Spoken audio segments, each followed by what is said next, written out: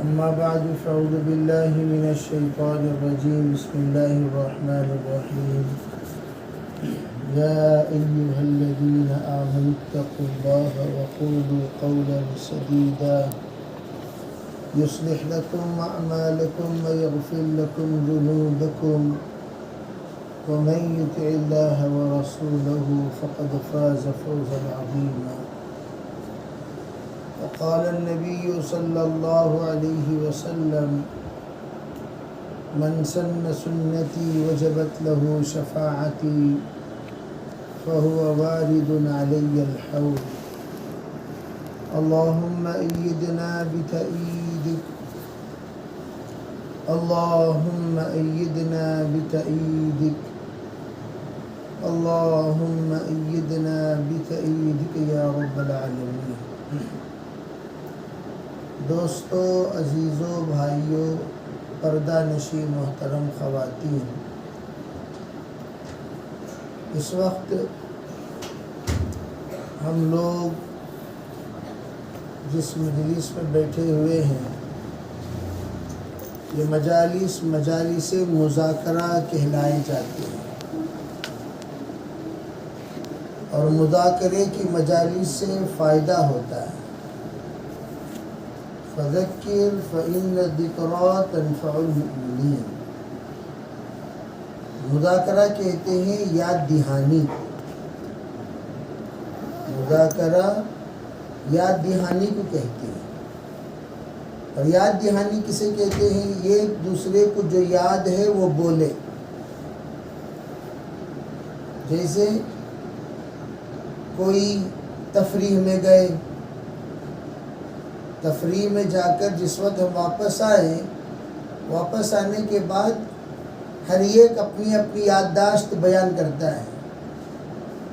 ابھی وہ جو 10 سال پہلے ہم جو حج پہ گئے تھے اور وہاں سے ہم نے طائف کا سفر کیا، اور وہاں مدینہ منورہ میں یہاں گئے وہاں گئے، مکہ المکرمہ میں ادھر گئے ادھر گئے، ایک ایک اپنی اپنی یاد جو ہے وہ بولتا ہے۔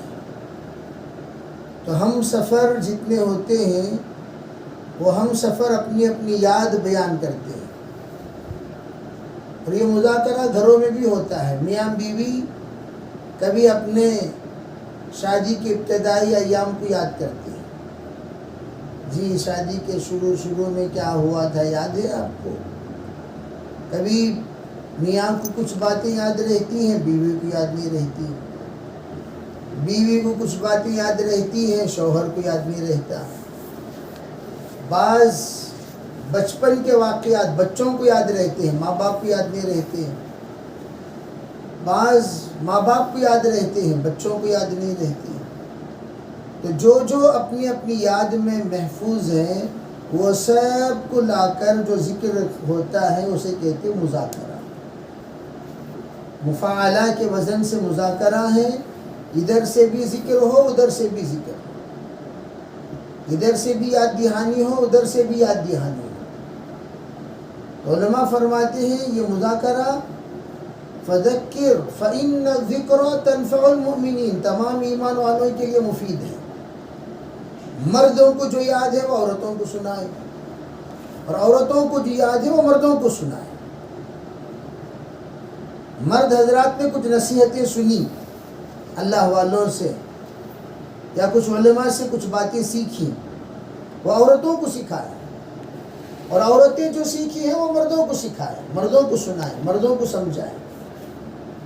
حضرات صحابہ اکرام کے زمانے میں حضور صلی اللہ علیہ وسلم سے جو صحابہ سنتے تھے وہ صحابیات کو سناتے تھے سب۔ میں اکثر مکاتب کے جلسے میں کہا کرتا ہوں ساتھیوں سے، عربی پہلے زمانے میں تو مکاتب کا وجود ہی نہیں تھا، مکاتب کا وجود ہی نہیں تھا۔ اور یہ جتنے پرانے ساتھی ہیں یہ سب جانتے ہیں کہ ہمارے بچپن میں مکتب کہاں تھا، کیوں نہیں تھا؟ اس کی ایک پلس پوائنٹ بھی ہے ایک مائنس پوائنٹ بھی ہے۔ پلس پوائنٹ کیا ہے؟ اس زمانے میں جتنی خواتین تھیں، جتنی مائیں تھیں، وہ صرف اپنے بچوں کو خود بخود پڑھا لیا کرتی تھی۔ کسی اور کے پاس پڑھانے بھیجنے کی ضرورت ہی نہیں تھی. ماں اتنی ٹرینڈ ہوا کرتی تھی، اتنی پڑھی لکھی ہوا کرتی تھی، اتنی تعلیم یافتہ ہوا کرتی تھی، اتنی تربیت یافتہ ہوا کرتی تھی، اپنے بچوں کو خود پڑھا لیا کرتی تھی. صحابیات کے زمانے میں کوئی مکتب تھا؟ جو مدرسہ تھا وہ صرف بڑوں کا تھا. اصحاب الصفہ یہ بڑوں کا مدرسہ، دار ارقم بڑوں کا مدرسہ، چھوٹوں کا مدرسہ نہیں. اور اب بڑوں کا مدرسہ ختم ہو گیا جو اصل سنت ہے. حضرت مولانا یوسف رحمۃ اللہ علیہ، حضرت مولانا الیاس رحمۃ اللہ علیہ اس مدرسے کو قائم کیے، اسی لیے اس کا نام تھا چلتا پھرتا مدرسہ. جو مدرسہ سرکار دو عالم صلی اللہ علیہ وسلم کا شروع کردہ مدرسہ ہے، جو اللہ کے رسول کے ابتدا کردہ شروع کردہ مدرسہ تھا، کون سی شکل میں؟ دار ارقم کی شکل میں، اصحاب صفہ کی شکل میں. اقرا کے بعد جب اللہ کے رسول علیہ السلام کو 3 سال پر یا ایھا المدثر قم فانذر وربک فکبر وثیابک فطہر والی آیت کے ذریعے سے آپ کو جب دعوت کا حکم دیا گیا تو سب سے پہلے اللہ کے رسول علیہ السلام نے پیغام صفا دیا. پیغام صفا کے بعد آپ نے قیام کیا مدرسے کا. آ جاؤ اب میں پڑھاتا ہوں تمہیں توحید، اب تمہیں سمجھاتا ہوں ہمارا رب کون ہے، ہمارا رب کی ربوبیت کیا ہے، رب کسے کہتے ہیں، خالق کسے کہتے ہیں، مالک کسے کہتے ہیں، حنان کسے کہتے ہیں، منان کسے کہتے ہیں، رحمان کسے کہتے ہیں، رحیم کسے کہتے ہیں. اس کا تعارف ہوتا تھا. اسجدوا للرحمن کہا جاتا تھا، رحمان کے لیے سجدہ کرو. جب کہا گیا اسجدوا للرحمن تو لوگوں نے افواہ اڑا دیا، ارے بھئی یہ سنو، یہ لوگ اب رحمان رحمان پکارنے لگے. پتہ چلا محمد کے بھی 2 خدا ہیں، ایک اللہ ہے اور ایک رحمان ہے. تو لوگ سب کے سب جمع ہو گئے، پوچھنے لگے من رحمان، تم ہم لوگوں کو کہتے ہو ایک کی پوجا کرو، ایک کی پرستش کرو، ایک کی عبادت کرو، تمہارے بھی تو 2 ہو گئے. اب تک کہتے تھے لا الہ الا اللہ، اب کہتے ہو رحمان کی سجدہ کرو. یہ رحمان کون ہے؟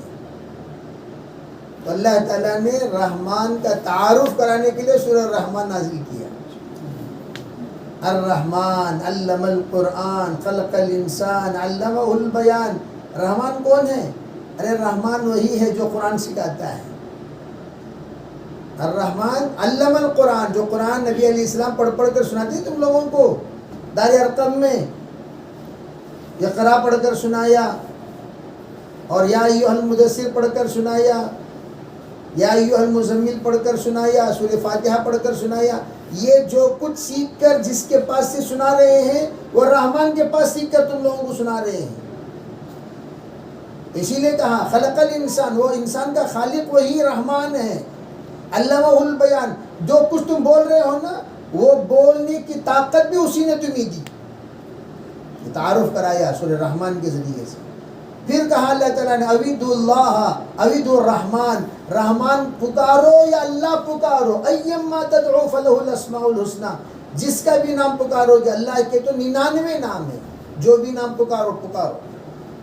رحمان پکارو یا اللہ پکارو، جو بھی پکارو گے تو نام ایک ہی کا ہے. وَلَهُ الْأَسْمَاءُ الْحُسْنَى، اللہ تعالیٰ کے 99 نام ہیں. وَلِلَّهِ الْأَسْمَاءُ الْحُسْنَى فَادْعُوهُ بِهَا، اور وہ نام لے کر اللہ کو پکارو. 99 نام اللہ کے پکارا کرو. مولانا یوسف رحمۃ اللہ فرمایا کرتے تھے ارے بھائی ہم لوگ کلمے کو کیا بیان کر سکتے ہیں، زندگی کھپ جائے گی، کلمے کی تشریح نہیں ہوگی. لا الہ الا اللہ لوگ صرف بیان کرتے ہیں، 99 کلمہ ہیں ہمارے. کتنے کلمہ بھائی؟ 99 کلمہ ایک ہی ہے. لا موجود الا اللہ، لا مطلوب الا اللہ، لا خالق الا اللہ، لا مالک الا اللہ، لا رازق الا اللہ، لا ستار الا اللہ، لا غفار الا اللہ، لا جبار الا اللہ. 99 نام پکارتے جاؤ. سب کے سب کس کے نام ہیں؟ رازق کوئی نہیں، اسی کو ہم تو کہتے ہیں. پڑوس ملک میں حاجی عبدالوہاب صاحب رحمۃ اللہ علیہ نے 6 نمبر سکھا ہے. تو لوگوں نے آ کر کہا جی ہم تو 6 نمبر نہیں جانتے. تو 6 نمبر کیسے بولیں گے؟ ہم تو دیہاتی لوگ ہیں اور 6 نمبر کی تشریح کرنے جاتے ہیں کچھ کا کچھ کر دیتے ہیں. تو حضرت فرمایا کچھ مت کرو، بس یہی کہتے رہو کوئی رازق نہیں ہے سوائے اللہ کے، کوئی رحمان نہیں ہے سوائے اللہ کے، کوئی مالک نہیں ہے سوائے اللہ کے. اللہ کے 99 ناموں کا کلمہ سکھا دیا. اور وہاں آپ جائیں گے کسی بھی انسان کو پکڑ کر آپ کہیں گے بھائی 6 نمبر بولو، وہ 6 نمبر میں پورا اللہ کا نام گنائے گا، پورا اللہ کا نام گنائے گا. لیکن ہم لوگ تو 6 نمبر بیان کرنے جاتے ہیں 6 غلطیاں کر دیتے ہیں، اور 6 سے 16 غلطیاں ہو جاتی ہیں، اور 16 سے 60 غلطیاں ہو جاتی ہیں، 60 سے 600 غلطیاں ہو جاتی ہیں. کہنا کچھ چاہتے ہیں، کہہ کچھ رہے ہیں. تو حضرت فرمایا کچھ مت کہو، اللہ کے 99 نام کہو. اس سے بڑھ کر کلمے کی تشریح نہیں ہو سکتی. سب سے بڑی تشریح جو اللہ خود کرتا ہے، اپنی تشریح لا الہ الا اللہ کی کرتے چلے جاؤ. تو میں یہ عرض کرنا چاہتا ہوں کہ ہم لوگ مذاکرہ کسے کہتے ہیں؟ مذاکرہ صرف پرانی باتیں یاد کرتے ہیں، جی وہ یاد ہے آپ کو، جی وہ یاد ہے، جی وہ یاد ہے. اسی طریقے سے ہم لوگوں کا آپس میں آخرت کی بھی یاد ہونی چاہیے، قبر کی بھی یاد ہونی چاہیے، حشر کی بھی یاد ہونی چاہیے. اجلس بنا نؤمن ساعتا، بیٹھو، آپ کا کام چھوڑ دو گے آپ کا محفوظ رہے گا. اور جس دن سے یہ مجلسیں گھر میں ختم ہو جائیں گی، یہ ارتداد کا دروازہ گھر میں کھل جائے گا. ہاں دائی ہے، تیری بیوی دائی ہے کیوں نہیں بنی؟ تیری بیوی دائی ہے، ہاں دائی ہے، تیرے بچے دائی کیوں نہیں بنے؟ دنیا بھر کے لوگوں کو ہم دعوت دیتے ہیں، لیکن ہماری بیوی کو دعوت نہیں دیتے، ہمارے بچوں کو دعوت نہیں دیتے. فرمایا 2.5 گھنٹے میں اس کو بھی شامل کرو. ارے بھائی تم محلے والے 1 گھنٹہ ساتھ دیتے ہیں، 1.5 گھنٹہ ساتھ نہیں دیتے، 1.5 گھنٹہ تم اپنے گھر والوں میں گزارو. اسے تم لوگ 2.5 گھنٹے میں کیوں شامل کرتے؟ کیا یہ دعوت نہیں ہے؟ اپنی بیوی کو دعوت کا کام سمجھانا دعوت نہیں ہے. اصل دعوت یہی ہے، انذر عشیرتک الاقربین، اپنے گھر والوں کو دعوت کا کام سمجھانا دعوت کا پہلا حکم ہے. انہوں نے فرمایا کرتے تھے دعوت کے درجات، سب سے پہلا درجہ اپنے آپ کو دعوت سمجھاؤ، اپنے آپ کو ایمان سمجھاؤ، اپنے آپ کو نماز سمجھاؤ، اپنے آپ کو ذکر سمجھاؤ، اپنے آپ کو علم سمجھاؤ، اپنے آپ کو اکرام سمجھاؤ، اپنے آپ کو اخلاص سمجھاؤ، اپنے آپ کی تشکیل کرو. یہ پہلی دعوت. اپنی ذات کو مد نظر رکھ کر دعوت دینا دعوت کا پہلا حکم. دعوت اس لیے ہم لوگ کیا کہتے ہیں، اپنی ذات کو مد نظر رکھ کر دعوت کی بات کرو، کسی اور کو نہیں. اور اس وقت بھائی عزیزو پردہ نشین محترم خواتین، اپنی ذات کا جائزہ ختم ہو گیا. ڈاکٹر بننے کا سب کچھ شوق پیدا ہو گیا، حالانکہ خود پیشنٹ ہیں، خود پیشنٹ، اتنے پیشنٹ دنیا بھر کے لوگوں کو دوائی دیتے ہوئے پھرتے ہیں اور خود بیماریوں کا پلندہ ہے. خود پیشنٹ، خود کا ایمان نہیں بنا ہے، خود کا یقین نہیں بنا ہے، خود کی تقوی نہیں بنا. اس لیے میں ساتھیوں سے کہا کرتا ہوں، ارے بھائی اس وقت روز اول سے اپنا کام شروع کرو کلمے سے. اجی کیسے؟ صدیق اکبر نے اپنی ذات کو مد نظر رکھ کر دعوت دی. اے صدیق تم کیا تھے؟ حضرت صدیق، حضرت عمر فاروق، اے عمر تو کیا تھا؟ اپنے آپ کو مد نظر رکھو پہلی. اسی لیے علماء فرماتے ہیں بھئی آئینے کے سامنے کھڑو، المؤمن میرات المؤمن. عجیب روایت ہے، ایمان والا ایمان والے کا آئینہ ہے. روایت تو مشہور ہے، لیکن اس کی وضاحت کیا ہے؟ علماء فرماتے سب سے پہلی وضاحت، ایمان والا ایمان والے کا آئینہ ہے. یہ خود آئینے کے سامنے کھڑا ہو جائے، اپنے آپ کو دیکھ رہے ہو، اسے بولو سامنے نظر آ رہا ہے، سامنے جو نظر آ رہا ہے وہ تم ہی ہو. اس کو پہلے دعوت دو، اس سے پہلے تو متکلم بن کے بات کرو. آئینے کے سامنے جو تم نظر آ رہے ہو اسے پہلے کلمے کی دعوت دو، اسے پہلے نماز کی دعوت دو، اسے پہلے علم کی دعوت دو، اسے پہلے ذکر کی دعوت دو، اسے کہو اور اس کی تشکیل کرو. ارے بھائی تیار ہو؟ اسے پوچھو آئینے میں دکھ رہا نہیں دکھ رہا؟ ارے بھائی آئینے میں دکھ رہا ہے نہیں دکھ رہا ہے؟ اس سے پوچھئے تم تیار ہو 3 دن کے لیے؟ تم تیار ہو زندگی بھر دین پر عمل کرنے کے لیے؟ گاؤں گلی کو سب بیان، خود کو بیان نہیں. اور اللہ تعالیٰ یہ نہیں پوچھے گا گاؤں گلی کو تو بیان کیا کہ نہیں کیا. ایک عجیب بات حضرت اختر صاحب رحمۃ اللہ علیہ کہا کرتے تھے، لوگ کہتے ہیں عالمی فکر عالمی فکر. لوگ کہتے نہیں کہتے سب سے پہلا عالم تو ہے. سب سے پہلا عالم میں خود پہلا عالم ہوں میرے لیے. ایک عجیب بات فرما کرتے تھے، 7 لوگوں کو اللہ تعالیٰ عرش کے سائے کے نیچے جگہ دے گا. ارے بھائی 7 لوگوں کو اللہ تعالیٰ عرش کے سائے کے، سب سے پہلا کون ہے؟ ملک عادل، انصاف پسند بادشاہ. اور لوگ تشریح کیا کرتے ہیں؟ اب دنیا میں کوئی انصاف پسند رہا ہی نہیں، ختم ہو گئے بادشاہ سب کے سب. حضرت فرما کہتے ہیں نہیں، ملک عادل، انصاف پسند بادشاہ، ہر ایک کسی کا بھی مالک نہ رہے، خود کا تو مالک ہے. تم اپنے آنکھ کے مالک نہیں ہو، تم اپنے کان کے مالک نہیں ہو، تم اپنی زبان کے مالک نہیں ہو، تم اپنے ذہن کے، اللہ نے تمہاری چیزیں تمہیں عطا کی. کروڑوں کی کائنات کا اللہ نے تمہیں مالک بنایا. ایک بزرگ باہر نکلے، ایک بھکاری بھیک مانگ رہا تھا تو حضرت کہنے لگے ارے بھائی تجھے شرم نہیں آتی؟ اللہ کی کروڑوں نعمتیں تیرے ساتھ ہیں اور تو بھیک مانگ رہا ہے. کیا نعمت ہے؟ کہاں ہے نعمت رہتی تو میں کہیں کو بھیک مانگتا.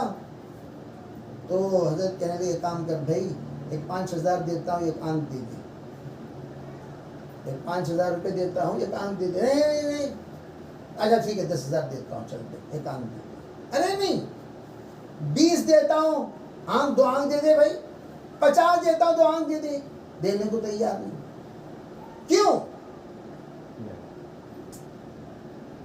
کیوں؟ گردہ دے دو، چلو انتڑیاں دے دو، پھیپڑے دے دو، معدہ دے دو، دل دے دو. دے دو گے؟ ارے 1 لاکھ روپے مل رہے ہیں، 5 لاکھ روپے مل رہے ہیں، دے دو. کوئی دے گا بھائی؟ حضرت نے فرمایا کروڑوں نعمتیں اللہ کی ہیں لیکن انسان کو اس کا احساس نہیں. وَفِي أَنفُسِكُمْ أَفَلَا تُبْصِرُونَ. اللہ اسی کو قرآن میں کہتا ہے تمہاری ذات میں اللہ کی نعمتیں ہیں، اللہ کی پہچان ہے، اللہ کی معرفت ہے، اللہ کی نشانیاں ہیں، اور کیا تم لوگ غور نہیں کرتے؟ مولانا ارشاد فرمایا کرتے تھے، اللہ کے رسول علیہ السلام کا جو ارشاد ہے، من عرف نفس عرف ربہ.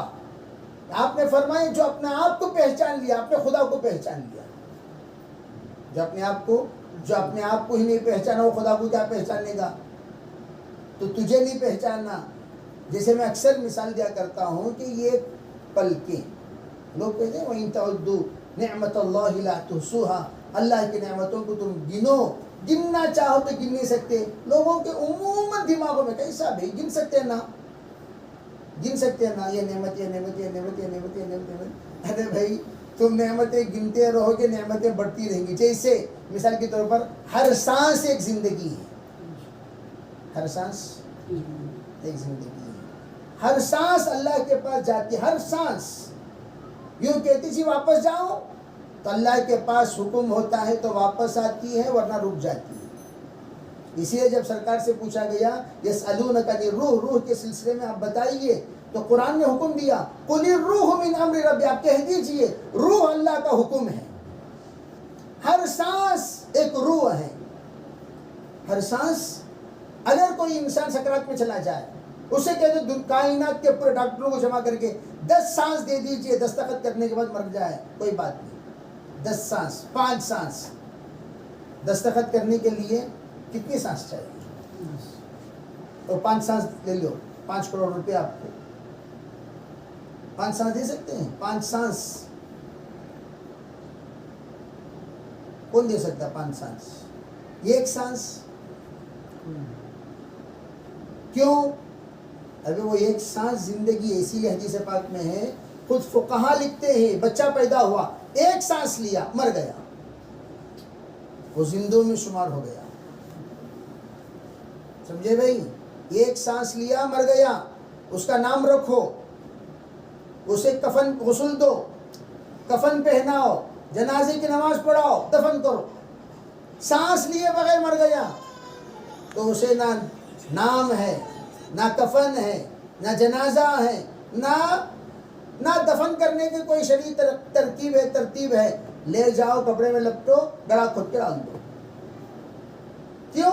سانس لے لیا تو وہ زندوں میں شمار، اس کا اکرام کرنا فرض ہو گیا تم پر. سانس نہیں لیا وہ مردوں میں شمار. 1 سانس لیا تب بھی اسے آپ نام دے سکتے ہیں اور یوں کہہ سکتے ہیں یا اللہ تو اسے ہمارا آخرت کا ذخیرہ بنا. سانس لیے بغیر مر گیا تو وہ آخرت کا ذخیرہ نہیں بنتا. یعنی جنازے کی نماز اس کی پڑھائی نہیں جاتی. بعض علماء کیا فرماتے ہیں، یہ الگ چیز ہے کہ دنیا کے اعتبار سے وہ مکلف نہیں ہوا، آخرت کے اعتبار سے مکلف ہو جائے گا. اللہ تعالیٰ 4 مہینہ مکمل ہونے کے بعد جتنے بچے مرتے ہیں 6 مہینے کی تکمیل پر، وہ تمام بچوں کو اللہ تعالیٰ اپنے والدین کے لیے سفارش کا سبب بنا دے گا. یہ فقہا کا اور شراح حدیث کا ایک الگ تشریح ہے. میں یہ بتانا چاہتا ہوں، آپ لکھتے لکھتے کتنے سانس لوگے، پھر گنو گے کہاں سے؟ اب تک ہم کتنے سانس لیے کوئی گنتی ہے؟ وہ چھوڑیے سر، یہ پلکیں، یہ پلک جس کی طرف ہماری توجہ بھی نہیں جاتی، پلک. اگر یہ پلکیں نہ رہیں تھوڑی دیر کے لیے ان پلکوں کو روک لو، لیڈیز اینڈ جینٹس دونوں. آنکھوں کا کیا حال ہوتا ہے دیکھو، تھوڑی دیر کے لیے روک کر دیکھو. 1 منٹ روک لو، دم رہا تو بڑے پہلوان نہ بھائی. سانس روکنے کی تو مشق کرتے ہیں، پلکیں روک کر دکھاؤ. پلک روک کر دیکھیں گے تھوڑی دیر میں کیا ہو رہا ہے؟ ہو رہا نہیں ہو رہا؟ ان پلکوں کا شکریہ ادا کر سکتے ہیں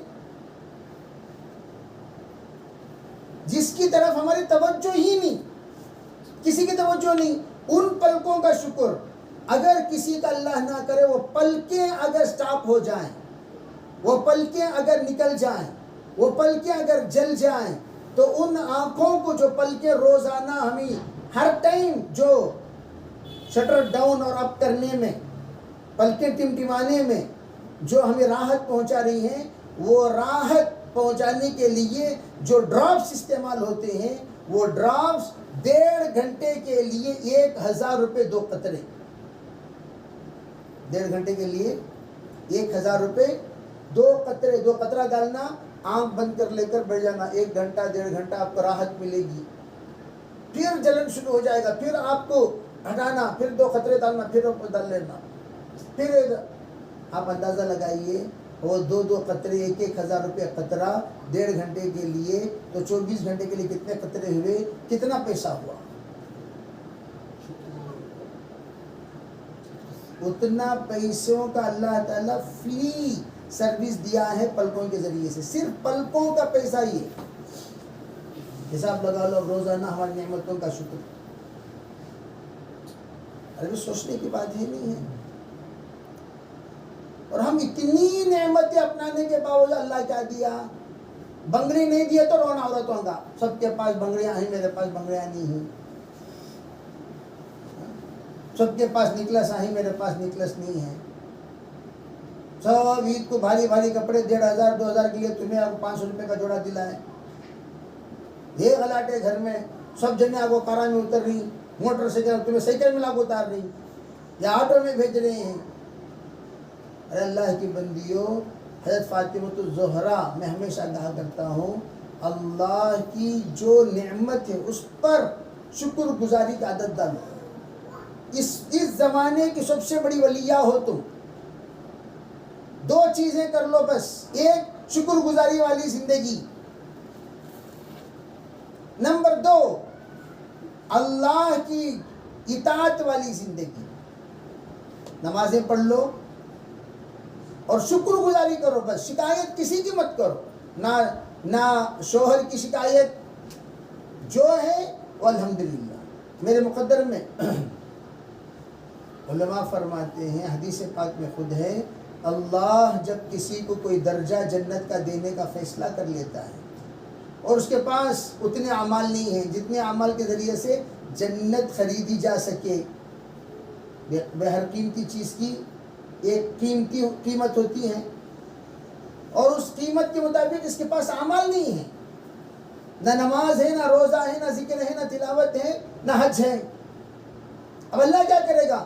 مصیبت دے گا اور مصیبت پر صبر کرائے گا. کیا کرائے گا بھائی؟ مصیبت پر صبر کرتے کرتے کرتے اللہ اسے وہ درجہ دیتے چلا جائے گا، وہ درجہ دیتا چلا جائے گا، وہ اس جنت کے قابل بن جائے گا. جیسے ایوب علیہ السلام کو اللہ تعالیٰ نے صرف صبر دیتا رہا، صبر کرتے کرتے ایوب علیہ السلام اللہ کے بہت قریب پہنچ گئے. حضرت ایوب سے پوچھا گیا، حضرت آپ کو کبھی صحت پانے کے بعد پوچھا، آپ کو کبھی وہ دن یاد آتے ہیں بیماری کے؟ تو حضرت نے فرمایا، مجھے تو وہ دن سے بڑھ کر اچھے دن کوئی اور دن نہیں گزرے. اچھے دن کوئی اور دن نہیں گزرے. پوچھا کیا فرما رہے ہیں آپ؟ وہ دن اچھے دن تھے جو بیماری کے دن تھے. کہا جی بالکل اچھے دن. پوچھا کیسے؟ کہا وہ دن میرا رب میری خیریت روزانہ 2 مرتبہ پوچھتا تھا. کتنی مرتبہ بھائی؟ اور جب سے میں صحت پایا ہوں میرا اللہ میرا خیریت پوچھنا ہی چھوڑ دیا. 2 مرتبہ پوچھا تھا، ایوب خیریت سے ہو؟ لیکن اب میری خیریت پوچھنا اللہ. تو ہم سوچتے ہیں مصیبت والوں کے ساتھ کیا ہوتا ہے، ان اللہ مع الصابرین، جو کہا جاتا ہے اللہ ان مصیبت زدہ لوگوں کی کتنا قریب ہے ہم کیا جانتے ہیں. اسی لیے کہا گیا بیماروں سے دعا کی درخواست کیے کرو. بیمار لوگ ہاتھ اٹھاتے ہیں اللہ فوراً سنتا ہے. مصیبت زدہ لوگوں سے، اللہ کے رسول سے کسی نے کہا حضور ہم بہت چاہتے ہیں آپ کو، فرمایا پھر تو مصیبت کے لیے تیار ہو جاؤ. بعض لوگ کہتے ہیں اللہ والوں کو لوگ برا بھلا کیوں کہتے ہیں؟ وہی تو ہے ان کی عبادت، وہی تو ہے ان کی عبادت. جس کو برا بھلا کہتے ہیں وہی تو ہے ان کی عبادت. اس کا جواب مت دیا کرو. کیوں؟ جواب دینے سے اللہ تعالیٰ کی مددیں ہٹ جاتی ہیں. اللہ کہتے ہیں جب تو اس کا مقابلہ کر رہا ہے میں کیوں بیچ میں؟ تو جب تک خاموش رہے گا میں اس کا مقابلہ کرتا رہوں گا. اس کی پوری کی پوری ایسی کی تیسی میں کرنے کی ذمہ داری لیتا ہوں. جب تو تجھے چھوڑتا نہیں میں دیکھ لیتا ہوں. اللہ کہتے ہیں میں ذو انتقام ہوں. اللہ تعالیٰ ذو انتقام ہے، انتقام لینے والا. جب تم انتقام پر آ گئے میں اپنے آپ کو ہٹا لیتا ہوں، میں نہیں لیتا. اگر تو اس سے انتقام نہیں لیا، صبر کرتا رہا، صبر کرا، اس کے نسلوں سے میں انتقام لوں گا. اس سے نہیں، اس کے نسلوں سے. اس لیے میں کہا کرتا ہوں، بعض لوگ کہتے ہیں جی ہم بڑے جائیداد والے تھے، اب ہم لوگ خلاص ہو گئے، فلاش ہو گئے، فقیر ہو گئے، مسکین ہو گئے. میں نے کہا تمہارے آبا و اجداد کے ظلم و ستم کا نتیجہ بھگت رہے ہو. تو تم کیا کرو؟ اپنے آبا و اجداد کے ظلم کیا کیا تھے ذرا پرانے لوگوں سے پوچھ لیا کرو، کیا کیے میرے دادا، کیا کیے میرے پردادا، کیا کیے ان لوگوں نے، کیا کیا ستم ڈھایا، کیا کیا ظلم کیا، ذرا پوچھ لیا کرو. اور وہ پرانے لوگ بتائیں گے، اس کی توبہ تلافی کرو، ان لوگوں سے جا کر معافی مانگو. ان مظلومین سے کہو کہ تمہارے حق میں دعا کرے. وہ اگر ہاتھ اٹھا کر تمہارے حق میں دعا کر دیں گے اللہ مصیبت کو ہٹا دے گا. یہ حل کوئی سوچتا ہی نہیں. سب دوسروں کے فکر میں پڑے رہتے ہیں. 7 نسلوں تک بد دعاؤں کا اثر پڑتا ہے. یہ معمولی چیز نہیں ہے. اس لیے اس وقت ہم سب کے لیے ضروری ہے کہ ہم توبہ کریں، استغفار کریں، معافی مانگیں. اللہ تعالیٰ سے کہیں کہ اللہ جو ہو گیا سو ہو گیا، آئندہ ہماری زندگی کا نقشہ بدل دے. دعوت کی محنت کیوں ہے؟ احساس دلانے کے لیے ہے. کورس نہیں ہے دعوت کی محنت. یعنی ہے بھائی کورس نہیں ہے، یہ پڑھ لو گے تو تمہیں سرٹیفکیٹ مل جائے گی، یہ داعی ہیں، جھنڈا ہلا کو پھر رہو کہ بھائی داعی ہونے کے بعد جھنڈا ہلا کے پھریں گے، ہم داعی ہیں، ہم داعی ہیں، سرٹیفکیٹ کا جھنڈا ہلانے کے لیے ہے۔ وَاعْبُدْ رَبَّكَ حَتَّى يَأْتِيَكَ الْيَقِينُ، اللہ کی اطاعت موت تک کیا کرو، موت تک۔ تو ہماری دعوت میں چھٹی نہیں ہے، ہماری دعوت میں فراغت نہیں ہے۔ پوچھتے نہیں پوچھتے بھائی فراغت ہو گئی؟ فراغت نہیں ہوئی، مشغولیت شروع ہوئی۔ فراغت کیا ہوتی ہے؟ مشغولیت شروع ہوتی ہے۔ یعنی فراغت کیا؟ علم کے 4 دیواریوں کے اندر سے فراغت ہو گئی۔ اب آپ علم کے 4 دیواریوں کے اندر جو مدرسے میں طالب علم بن کر پڑھتے تھے اس سے فراغت ہو گئی۔ اب باہر جا کر آپ مشغولیت، تو جیسے شادی ہوتی ہے تو فراغت ہوتی ہے بھائی۔ ایک صاحب تھے، شادی میں ہمیشہ شریک ہوتے تھے، اور جب شادی میں نوشا کہتا تھا میں نے قبول کیا تو وہ بیچارہ پھنس گیا، زور سے چیختا تھا، کیا کہتا تھا؟ پھنس گیا، سب ہنگامہ پورے شادی میں، کیا پھنس گیا، کیا ہی نے آ کر یہ لڑکی سے شادی کر کو پھنس گیا، یا کیا ہو گیا؟ ارے بھی لوگوں کا تصور مختلف ایوانوں میں گھومتا نہیں گھومتا، تو گھومتا تھا، لوگ ہنگامہ کرتے، ارے کیا یہ مصیبت تیری، ارے ہر نکاح میں حاضر ہوتا ہے، ہنگامہ کر کے چلا جاتا ہے، پھنس گیا۔ تو یہ کہتا تھا بیچارہ آزاد پرندہ تھا، enjoy your freedom، آزاد پرندہ تھا، اپنے من کے مطابق جیتا تھا، کھاتا تھا، پھرتا تھا، چلتا تھا، اور جتنا کمائی ہو جاتی تھی اس پر اکتفا کر لیتا تھا۔ اب یہ ذمہ داریوں میں پھنس گیا، ذمہ داریوں کے بندھن میں پھنس گیا۔ اب اس کی چاہت کے ساتھ اور ایک چاہتوں کی فہرست جڑ گئی، اس کے تقاضوں کے ساتھ تقاضوں کی فہرست جڑ گئی، اس کے حقوق کے ساتھ حقوق کی فہرست جڑ گئی۔ یہ سوچ رہا تھا شادی آبادی ہے، آبادی تو ضرور ہے، لیکن اس کے ساتھ و ساتھ انسان کے اوپر ذمہ داریوں کا ایک جو انبار آ کر پڑتا ہے وہ شادی کرنے کے بعد ہی پتہ چلتا ہے۔ جیسے ایک لطیفہ مشہور ہے کہ جب رخصت ہو رہی تھی، آپ ہی رو رہی تھی، یعنی بچی جب رخصت ہوتی ہے تو بہت روتی ہے، تو بچے نے پوچھا ابو یہ آپ ہی کیوں رو رہی ہیں؟ باجی کیوں رو رہی ہیں؟ تو کسی نے باز پہ کہا بے اس لیے رو رہی ہیں تو آج ان کا رونے کا دن ہے، کل سے ان کا رلانے کا دن ہے۔ ایک لطیفہ بنا دیا لوگوں نے، آج ان کا ایک دن روئیں گی، یعنی یہ اس لیے کہا انہوں نے کہ اس کے بعد ان کا تقاضا بڑھ جائے گا، اجی یہ لاؤ، اجی وہ لاؤ۔ اللہ کرے کہ تمام نکاح کو اللہ رحمت بنائے۔ یہ تو لطیفے ہیں، یہ کوئی حقیقت نہیں ہے، لطیفہ ہے، لوگ بناتے ہیں، لیکن بھئی دونوں میاں بیوی جب سمجھ گئے آپس میں تو اللہ تعالیٰ اس زندگی کو رحمت بنا دیتا ہے۔ اسی لیے 2 بدن ایک جان بنانے کی دعا دی جاتی ہے، یا اللہ اس نکاح میں 2 بدن ایک جان بنا دے، 2 زبان ایک بول بنا دے، 2 ذہن ایک سوچ بنا دے، 2 نظر ایک منظر بنا دے، نسبت اتحادی عطا فرما دے، جو یہ سوچے وہ بھی وہی سوچے، جو یہ بولے وہ بھی وہی بولے۔ میاں بیوی کے درمیان یہ انڈرسٹینڈنگ ہو جائے۔ جب مس انڈرسٹینڈنگ ہوتی تبھی ہنگامہ ہوتا ہے۔ تو میں یہ عرض کرنا چاہتا ہوں نکاح رحمت ہے، تو ہم لوگ جب نکاح کر لیے ہیں تو کرنا کیا چاہیے؟ المؤمنون والمؤمنات بعضهم اولیاء بعض، قرآن کہتا ہے ایمان والے مرد ایمان والے عورتیں آپس میں ایک دوسرے کے خیر خواہ ہوتے ہیں۔ کرتے کیا ہیں خیر خواہ؟ یأمرون بالمعروف وینہون عن المنکر، یہ ان کو نیک کاموں کا حکم دیتے ہیں، وہ بھی ان کو نیک کاموں کا حکم دیتے ہیں، یہ بھی ان کو گناہوں سے روکتے ہیں، وہ بھی ان کو گناہوں سے روکتے ہیں۔ یہ کب ہوگا؟ نکاح کے بعد سب سے پہلے میاں بیوی کا آپس میں رشتہ جب ہو جاتا ہے، پہلے ان کا رشتہ خیر خواہانہ رشتہ ہوتا ہے۔ اللہ کو یہ بھی اسی لیے شیخ زکریا صاحب رحمۃ اللہ فرمایا کرتے تھے نکاح کے بعد پہلی نصیحت جو اپنی بیوی کو کی جاتی ہے وہ نصیحت یہ میں بھی اللہ کا بندہ تو بھی اللہ کی بندی میری بندگی میں کمی آئے تو تو نگرانی کرنا تیری بندگی میں کمی آئے تو میں نگرانی کروں گا. یہی ہے المؤمنون والمؤمنات. تو ماشاءاللہ اس نگرانی کے لیے اللہ دعوت کی محنت دیا. دعوت کی محنت اسی نگرانی کی حقیقت ہے, اسی نگرانی کا نقشہ ہے, اسی نگرانی کی اصلیت ہے. اس کے لیے تمام مستورات اپنے مردوں کو دو تین دن بھیجیں, تیسرا 3 دن خود تیار ہو جائیں, چلو جی 3 دن جائیں گے.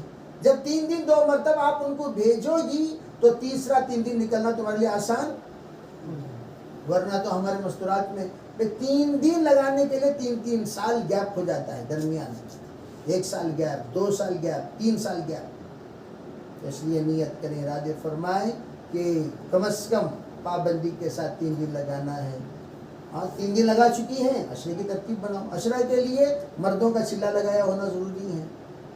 اچھی عشرہ لگا لیے ماشاءاللہ, اب چلے کی ترتیب بناؤ. چلہ لگانے کے لیے مردوں کا 4 ماہ لگایا ہوا ہونا ضروری ہے. کیا مطلب؟ ارے بھائی جب عشرہ لگا کر آ گئے اپنے مرد کی 4 مہینے کی ترتیب بنا دو نیکسٹ تشکیل کے لیے.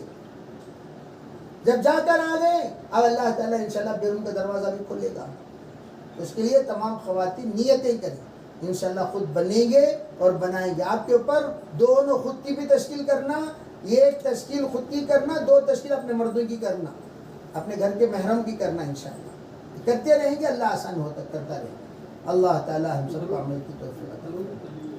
تو یہ ایک چیز تو یہ کریں آپ لوگ.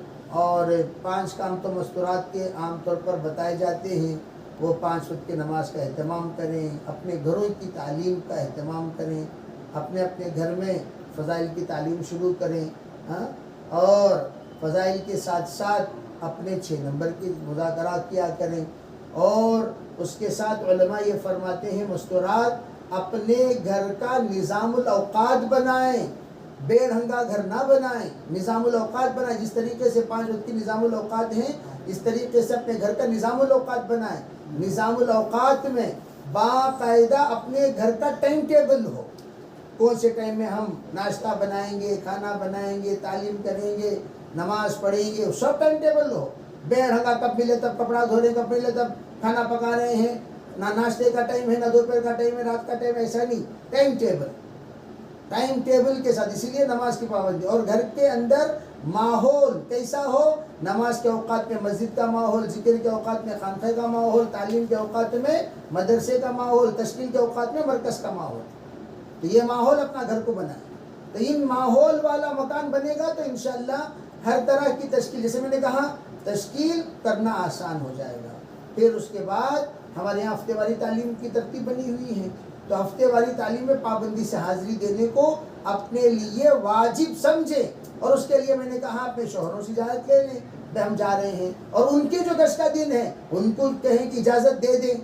2 چیزیں, اپنے جانے کے لیے اجازت لے لیں, ان کے گشت کے لیے اجازت دے دیں. اس وقت میں عین وقت میں لسٹ نہ دیں, کوتمیر لے آؤ, کرے پاک لے آؤ, شکر لے آؤ, چائے لے آؤ. اس طریقے سے ان کو ذمہ دار نہ بنائیں.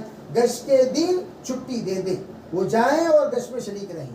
اور 3 دن کی ترتیب بنائیں اپنا. اور جیسے میں نے کہا 2 مرتبہ 3 دن بھیجنا ہے, 2 مرتبہ بھیجنا ہے اور 1 مرتبہ جانا ہے. اللہ تعالیٰ عمل کی توفیق عطا فرمائے. درود شریف تشکیل کر لیں, دعا ہو جائے گی انشاءاللہ. تشکیل لک الحمد للہ شکر اللہ وصلی علی سیدنا محمد وعلی آل سیدنا محمد وبارک وسلم. اللهم تقبل منا ما كان صالحا وسلم ما كان فاسدا. اے اللہ ہم سب کے گناہوں کو معاف کر, خطایا سے درگزر فرما, بقیہ زندگی کی رحمت پر مرضیات پر گزارنے کی توفیق عطا فرما. اے اللہ جو کچھ سنا گیا اس پر عمل کرنے کی توفیق عطا فرما. ہمیں نیک بنا, ایک بنا, پاک بنا, صاف بنا. ہر طرح کی نیک عادتیں ہمارے اندر پیدا فرما, ہر طرح کی بری عادتوں کو ہمارے اندر سے نکال دے. یا اللہ اچھے نیک بن کر زندگی گزارنے کی توفیق عطا فرما.